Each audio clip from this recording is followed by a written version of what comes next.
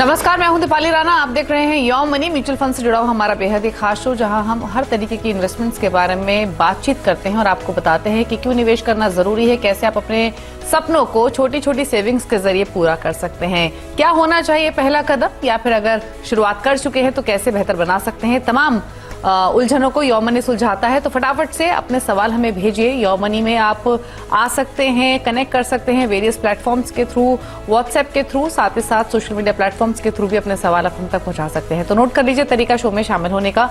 7045220000 ये हमारा WhatsApp number है। अपने सवाल हमें लिख भेजिए। yourmoney@nw18.com ये हमारा ईमेल आईडी है। यहाँ अपने सवाल आप भेज सकते हैं और साथ ही फेसबुक, ट्विटर पर ये शो आप लाइव भी वॉच कर सकते हैं और साथ ही अपने क्वेश्चंस भी हम तक पहुंचा सकते हैं #AskAwaz लिखकर। आज आपकी सभी क्वेरीज को आंसर करने के लिए वाइस इन्वेस्ट प्राइवेट लिमिटेड के सीईओ हेमंत रुस्तगी मौजूद हैं। हेमंत जी नमस्कार, स्वागत है आपका। और इन्वेस्टमेंट्स की बात करें तो अगेन आज जो क्वेश्चंस हमें मिले हैं वो ज्यादातर पोर्टफोलियो को लेकर है, अपने गोल्स को लेकर हैं और कई कॉलर्स हमारे साथ कनेक्टेड भी रहेंगे। सबसे पहले तो इनफैक्ट जो कॉलर हमारे साथ मौजूद है जितेंद्र जैन, उनको कनेक्ट कर लेते हैं, उनका सवाल पूछ लेते हैं और फिर हेमंत जी के साथ कनेक्ट करेंगे और पूछेंगे कि कैसे उनके जो गोल्स हैं वो कंप्लीट हो सकते हैं। जितेंद्र जी नमस्कार, बताइए क्या सवाल है आपका, क्या जानना चाहते हैं। हेलो, नमस्कार जी। नमस्ते मैम, मेरे को 12 से 15 साल के अंदर करीब 4 से 5 करोड़ रुपए चाहिए। ओके। ऑलरेडी मेरे पोर्टफोलियो की वैल्यू है 4,25,000 और 19,000 की मेरी SIP चल रही है मंथली। ठीक है। और 10 से 12,000 SIP और करने की गुंजाइश है। 1000 और 19,000 की मेरी SIP चल रही है मंथली। ठीक है। और 10 से 12,000 SIP और करने की गुंजाइश है। ओके। तो आप मुझे फंड बताइए। इसके अलावा आपने कोई लमसम इन्वेस्टमेंट भी की हुई है? हाँ जी, की हुई है। ओके। और उस लमसम पोर्टफोलियो की वैल्यू क्या है अभी? 2,10,000। ओके, 2,10,000। ठीक है, आपके क्वेश्चन पर राय ले लेते हैं। आपके फंड्स जो हैं वो ऑलमोस्ट आपने 7 म्यूचुअल फंड्स रखे हुए हैं। अच्छा, कब से आप कर रहे हैं इन फंड्स में इन्वेस्ट? मैं कर तो पिछले 7 साल से रहा था, लेकिन 2 बार मैंने विड्रॉल कर लिए थे अमाउंट। ओके, तो ये करंट पोर्टफोलियो है बेसिकली आपका, जो डिटेल्स आपने भेजी हैं। ठीक है, तो हेमंत जी पहले मैं इनके फंड्स बता देती हूँ, जहां पर इनकी 19,000 के SIPs ऑलरेडी चल रही हैं, जिसमें ICICI प्रू टेक है 5,000 रुपए महीना, SBI मल्टी कैप है 4,000 रुपए महीना, एक्सिस ब्लू चिप में 2,000, Navi US total stock market fund में 2,000, ICICI Pru value discovery, ICICI Pru equity and debt और कोटक फ्लेक्सी कैप, इन तीनों में भी 2,000 की SIP चल रही है। अब सवाल आपने सुना इनका, इस पोर्टफोलियो की वैल्यू 4.25 लाख के आसपास है, 2 लाख के आसपास की इनके पास लमसम इन्वेस्टमेंट है और 12 से 15 साल में 5 करोड़ का इनका टारगेट है। तो पहले तो ये पोर्टफोलियो कैसा है, गोल हासिल कर पाएंगे नहीं, और जैसे इन्होंने कहा कि ये एडिशनल 10-15 हजार के आसपास की SIP और कर सकते हैं, तो वो किन फंड्स में इनको एलोकेट करनी है। तो बेसिकली अब इनका नया पोर्टफोलियो कैसा होना चाहिए 19,000 प्लस 15,000 पर मंथ की SIPs के साथ? तुम्हारी देखिए, सबसे इंपॉर्टेंट चीज यहाँ पे इन्होंने कहा कि इनका जो गोल है, लक्ष्य जो है वो 5 करोड़ का है और 12 से 15 साल का समय है। तो सबसे इंपॉर्टेंट चीज होती है एसेट एलोकेशन, क्योंकि जब आप इतने लंबे समय के लिए इन्वेस्ट कर रहे हो, आपकी कोशिश ये होनी चाहिए कि आप किसी तरीके से इन्फ्लेशन से ज्यादा जो है रिटर्न कमाएं, जिसको हम positive real rate of return कहते हैं। तो यहाँ पे आई थिंक वहां तक जहां तक इस स्ट्रेटेजी का सवाल है, फिलोसफी का सवाल है, बिल्कुल सही है। इन्होंने इक्विटी फंड चुने हैं यहाँ पे। इनकी जो एग्जिस्टिंग SIP है वो 19,000 की है। उन्होंने कहा 12 से 13,000 और ये इन्वेस्ट कर सकते हैं। तो बिल्कुल सही इंपॉर्टेंट चीज ये होगी कि इक्विटी में इन्वेस्ट करते रहें और इरिस्पेक्टिव ऑफ मार्केट कंडीशन अपनी इन्वेस्टमेंट को कंटिन्यू करें, और ना ही बल्कि कंटिन्यू करें, कोशिश करें कि आगे जाके भी इसको बढ़ा सके, क्योंकि इनका जो लक्ष्य है वो काफी बड़ा है। एग्जिस्टिंग इन्वेस्टमेंट प्लस अगर इनकी में और जो एडिशनल करना चाहते हैं, और जो उन्होंने कहा कि इनके पास लमसम जो अभी तक इनकी पोर्टफोलियो वैल्यूएशन है, अगर ये इसको कंटिन्यू करते रहे तो मुझे लगता है करीब करीब ये 2 करोड़ का वापस बना पाएंगे। अगर ये 10,000 ऐड करते हैं तो करीब 1.85, अगर थोड़ा सा और बढ़ाते हैं तो करीब 2 करोड़। तो यहाँ पे हम देख सकते हैं कि इनके पास गैप होगा। इनकी जो लक्ष्य है वो करीब 5 करोड़ का है और जो इन्वेस्टमेंट जो करना चाहते हैं वो 2 करोड़। तो कहाँ पे गैप है, कोशिश जैसा मैंने पहले भी कहा इनको करनी है कि अपनी इन्वेस्टमेंट को बढ़ाएं। अगर हम इनके पोर्टफोलियो को देखें, ब्रॉडली पोर्टफोलियो ठीक है, लेकिन कुछ पोर्टफोलियो में मुझे लगता है बदलाव करने की जरूरत है। एक तो ये इनके पास एक ICICI टेक फंड है। मेरा हमेशा ये मानना है कि किसी भी इन्वेस्टर के लिए जो बहुत ज्यादा फेमिलियर नहीं है मार्केट से, वो सेक्टर फंड से दूर है। इसके अलावा इनके पास एक आईसीआईसीआई प्रू का सिल्वर ETF है, उसमें सिर्फ 25,000 की इन्वेस्टमेंट है। देखिए, एज ए डाइवर्सिफिकेशन आप चाहें तो सिल्वर डेफिनेटली ऐड कर सकते हैं, लेकिन 25,000 आपके ओवरऑल पोर्टफोलियो में आप ना तो वो डाइवर्सिफिकेशन देगा, ना ही किसी तरीके से आपकी कुछ पोर्टफोलियो में कुछ मदद कर पाएगा। तो वहां से निकले, और एक्सिस मल्टी कैप फंड है जहां पे भी वो 25,000 रुपए इन्वेस्ट किया है। तो मैं चाहता हूं कि ये जो फंड है इनकी अपनी इन्वेस्टमेंट को बंद करें, और वो जो पैसा है वो आईसीआईसीआई का जो इनका मिड कैप फंड है उसके अंदर ऐड करें, और जो एग्जिस्टिंग के अलावा जो इनको इन्वेस्ट करना है वो भी जो बाकी फंड्स हैं उनके अंदर ही एलोकेट करें, क्योंकि इनके पास ऑलरेडी 6-7 फंड है, बहुत ज्यादा फंड इनको ऐड करने की जरूरत नहीं। तो कुछ चेंजेस, और जैसा मैंने कहा कि कोशिश करें कि आगे जाके जैसे जैसे पॉसिबल हो इन्वेस्टमेंट को बढ़ाएं। ओके, ठीक है। तो सलाह जितेंद्र आपके लिए क्लियर है जो बताई हेमंत जी ने। कुछ फंड्स हैं जिनको आपको पोर्टफोलियो से निकलना चाहिए, जिसमें ICICI Pru tech, ICICI Pru जो एक्सिस मल्टी कैप, इन फंड से आप निकलिए, और बाकी आईसीआईसीआई प्रू मिड कैप में आप इन्वेस्टमेंट्स कर सकते हैं। रही बात आपके गोल की, तो आप एग्जिस्टिंग एसआईपी से 2 करोड़ के आसपास की राशि एक्यूमुलेट कर लेंगे और धीरे धीरे इन्वेस्टमेंट बढ़ाते रहिए, तो डेफिनेटली आप लॉन्ग टर्म होराइजन है तो अपने गोल को हासिल कर लेंगे। अगले कॉलर से बातचीत करते हैं। इरफान है हमारे साथ। इरफान नमस्कार, बताइए क्या सवाल है? जी good evening ma'am. Good evening. मेरा क्वेश्चन ये है कि मेरे पास 3 फंड्स हैं जो कि ELSS स्कीम्स हैं। ओके। कैनरा, IDFC और मिराई। 4,000 पर मंथ की इसमें सिर्फ चल रही है। ओके। एक मेरे पास non tax saving Motilal Oswal का मिड कैप है जो कि 4,000 पर मंथ है। टोटल अभी 15,000 का सिर्फ चल रहा है। ओके। अभी मैंने 2,000 का एक्सेस था, वो मैंने स्टॉप किया है करंट मंथ में, तो 3,000 का मुझे और ऐड करना है। तो टैक्स सेविंग मेरा 1.5 लाख की जो लिमिट है, मैं गवर्नमेंट एम्प्लॉई हूँ सेंट्रल गवर्नमेंट, तो वो टैक्स सेविंग 1.5 लाख का मेरा पूरा है। बाकी अदर देन मुझे किस सेक्टर फंड में इन्वेस्टमेंट करना चाहिए, और नेक्स्ट 15 to 20 ईयर्स में 1 to 1.5 करोड़ का टारगेट होना चाहिए। तो आपने ये टैक्स फंड्स में जो इतना एलोकेशन किया हुआ है, इसका पूरा बेनिफिट आप टैक्स सेविंग में ले रहे हैं, तीनों टैक्स सेविंग फंड्स का? जी जी जी, ये 12,000 से 1,44,000 हो रहा है, लेकिन वो मैं 1.5 लाख क्रॉस कर देता हूँ एडिशनल इन्वेस्टमेंट। यानी आपके पास बाकी मेडिकल इंश्योरेंस और बाकी चीजें नहीं है? क्योंकि आम तो मेडिकल वो मुझे गवर्नमेंट से मिलता है, एक्स्ट्रा लेने की जरूरत नहीं पड़ती। ओके, ठीक है। तो एक चीज और बता दीजिए, आपके फिलहाल कितना टाइम हो चुका है आपको इन्वेस्टमेंट करते हुए इस पोर्टफोलियो में, या फिर पोर्टफोलियो की वैल्यू कितनी है अभी? पोर्टफोलियो की वैल्यू है अभी 6.72 लाख, यानी 6,72,000 इन्वेस्टमेंट है और 9 लाख का रिटर्न आ रहा है। तो मैं इसमें पीछे मैं विड्रॉ भी कर लेता हूँ जब मुझे इमरजेंसी होती है। तो अब नेक्स्ट मुझे विड्रॉ नहीं करना है, मैं इसमें ही इन्वेस्टमेंट रखना चाहता हूँ आगे। और ओके, टाइम इंक्रीज होगा सैलरी तो ये इसमें इन्वेस्टमेंट बढ़ता भी है। ठीक है। तो 15,000 की SIP इनकी चल रही है ऑलरेडी, 3,000 की इमीडिएटली बढ़ाना चाहते हैं, और जैसे जैसे सैलरी इंक्रीज करेगी तो ये अपना एलोकेशन बढ़ाएंगे। फिलहाल पोर्टफोलियो की वैल्यू 6.25 लाख इन्वेस्टमेंट है, 9 लाख का इनको विद रिटर्न वैल्यू इनको मिल रही है।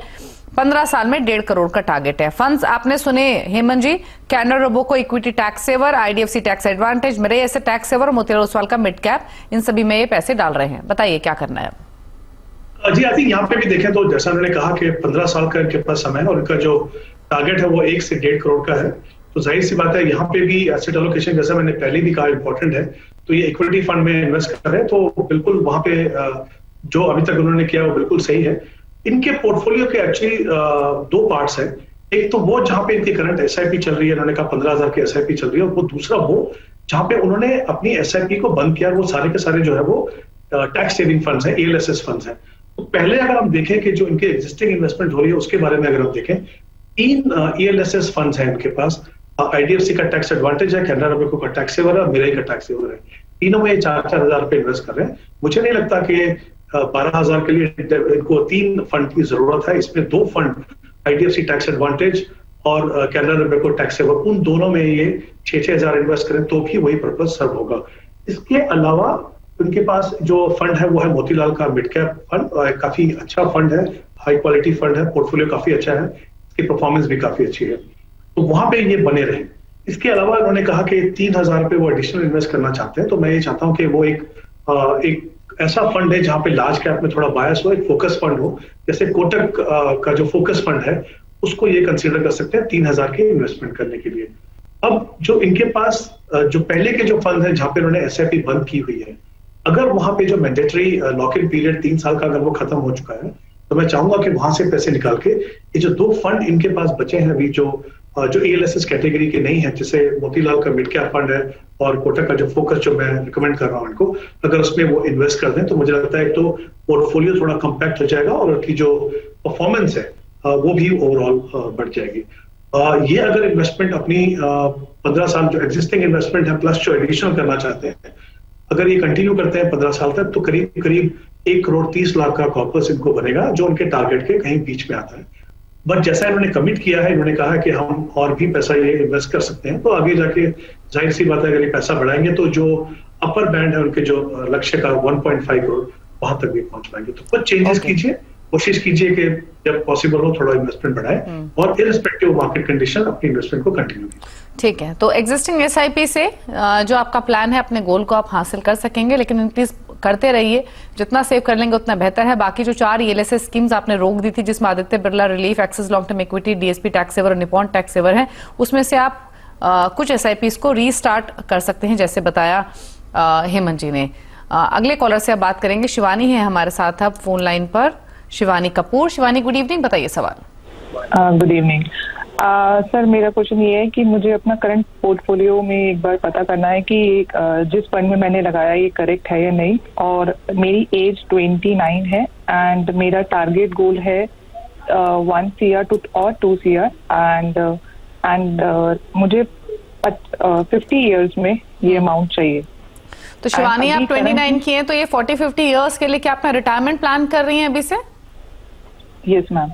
ओके, 2 करोड़ का आपका टारगेट है 40 to 50 इयर्स में, और 50 साल हेमंत जी काफी लंबा समय होता है, बट गुड स्टार्ट। जल्दी प्लानिंग जितना शुरू करेंगे उतना बेहतर है हर इन्वेस्टर के लिए।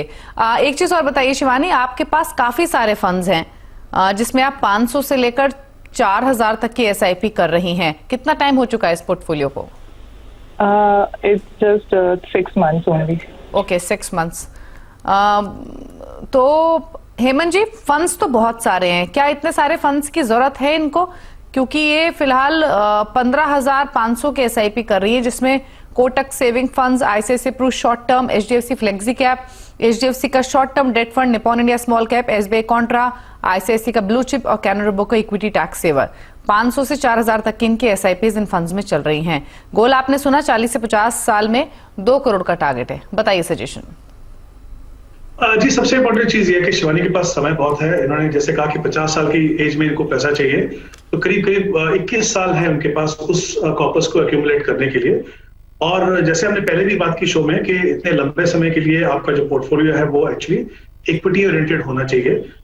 इनके पोर्टफोलियो के बारे में थोड़ा सा बाद में बात करता हूँ। पहले कहता हूँ कि अगर मान लीजिए हम 21 साल तक एज्यूम करके चले कि एनुअलाइज्ड रिटर्न जो अगर 12% होता है, तो ये करीब करीब अपनी जो एग्जिस्टिंग इन्वेस्टमेंट है उससे 1 करोड़ 80 लाख का कॉर्पस बना पाएंगे। ये काफी यंग है, इनके पास आगे भी समय है। जैसा मैंने पहले भी कहा शो में कि कोशिश कीजिए कि जैसे जैसे आपकी इनकम बढ़े आप अपनी इन्वेस्टमेंट को बढ़ाते जाइए, क्योंकि हो सकता है आज आपको लग रहा है कि 2 करोड़ का कॉर्पस काफी रहेगा, आगे जब आपका जो स्टैंडर्ड ऑफ लिविंग बढ़ेगा, आपकी जो इनकम बढ़ेगी, तो आपको लगेगा कि शायद रिक्वायरमेंट मेरी बढ़ेगी। तो कोशिश कीजिए आगे जाके कि आप उसकी इन्वेस्टमेंट को बढ़ाते रहे और एग्जिस्टिंग से आप करीब करीब 1 करोड़ 80 लाख का कॉर्पस बना पाएंगे।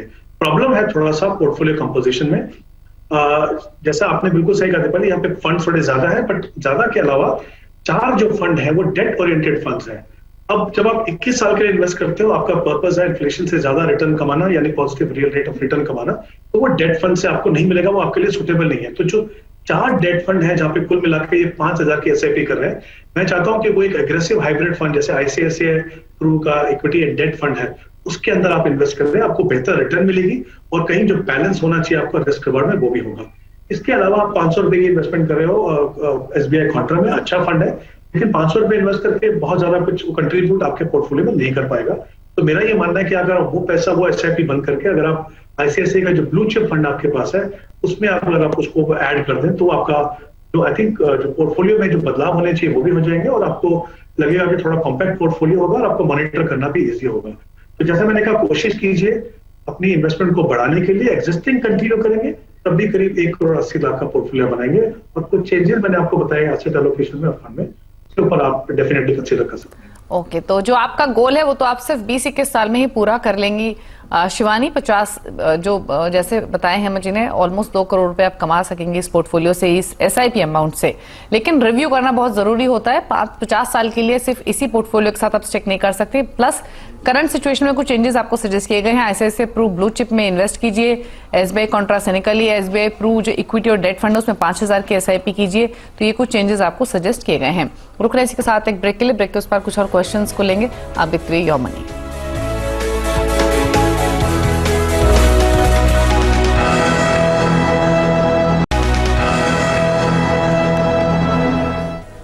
आप देख रहे हैं योर मनी। हमारे साथ हिम्मत रुस्तगी मौजूद हैं जो आपकी क्वेरीज को आंसर कर रहे हैं और एक सवाल आप ईमेल के थ्रू ले लेते हैं। सवाल हमें संजय सोलमन ने भेजा है। 50 इयर्स इनकी एज है। फिलहाल इनकी 40,000 के आसपास की SIP चल रही है और 10 इयर्स में 1 करोड़ का टारगेट है।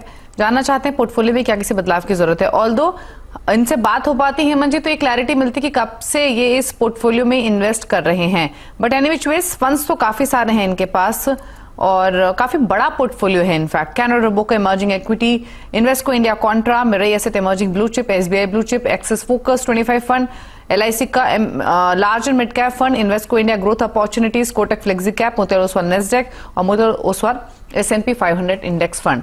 तो पहले तो इनका पोर्टफोलियो आपको कैसा लग रहा है? इसमें कुछ बदलाव करने हैं, इसी के साथ स्टिक करें? प्लस जो इनका ये होराइजन है 10 इयर्स में 1 करोड़ का, क्या वो हासिल हो पाएगा?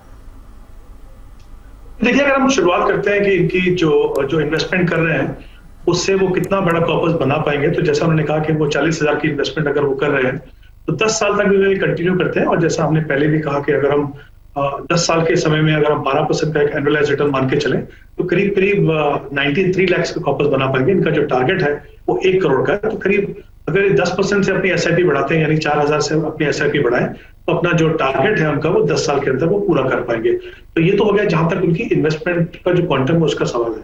अगर हम उनके पोर्टफोलियो की बात करें, डेफिनेटली मुझे लगता है जरूरत है कि थोड़ा सा कंसोलिडेट करें और कुछ चेंजेस करें इस पोर्टफोलियो के अंदर। तो सबसे पहले तो जैसा इनके पास एक्सिस फोकस है उसके अंदर उनकी 8,000 रुपए इन्वेस्टमेंट है, प्रोपोर्शनेटली थोड़ी ज्यादा है। तो मैं चाहूंगा कि उसमें से वो 3,000 कम करें और उसके अंदर सिर्फ 5,000 की SIP रखें। उसके अलावा कुछ फंड है उनके पास, जैसे इन्वेस्टको का जो कॉन्ट्रा फंड है, LIC का large and mid cap fund है, उसके अलावा एक SBI का ब्लू चिप फंड है। ये जो SIP है इनको बंद करें। और इनके अलावा अगर ये ऐसा करते हैं तो उनके पास करीब 13,000 रुपीज जो है वो रीएलोकेट करने के लिए मिलेगा। उसको मैं चाहता हूं कि ये 2 फंड अपने पोर्टफोलियो में शामिल करें। एक है कोटक का इमर्जिंग इक्विटी जो एक मिड कैप फंड है और दूसरा है निपॉन इंडिया का मल्टी कैप फंड। जैसा कि नाम से पता चलता है इसके अंदर मिनिमम 25% एलोकेशन जो है लार्ज कैप, मिड कैप और स्मॉल कैप में रहेगी। तो ये 2 फंड काफी अच्छे परफॉर्म कर रहे हैं, काफी अच्छे पोर्टफोलियो है।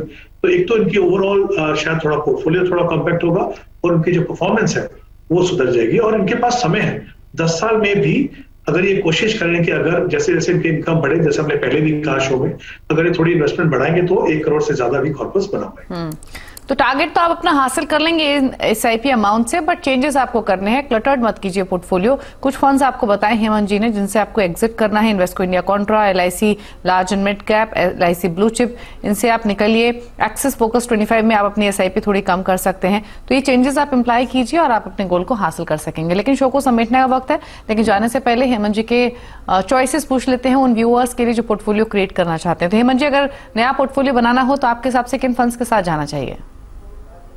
जी, डिफरेंट कैटेगरीज में मैं फंड रिकमेंड करना चाहूंगा। जैसे मुझे लगता है मिड कैप अगर कैटेगरी में देखें तो कोटक इमर्जिंग इक्विटी काफी अच्छा फंड है, वो कंसिडर कर सकते हैं।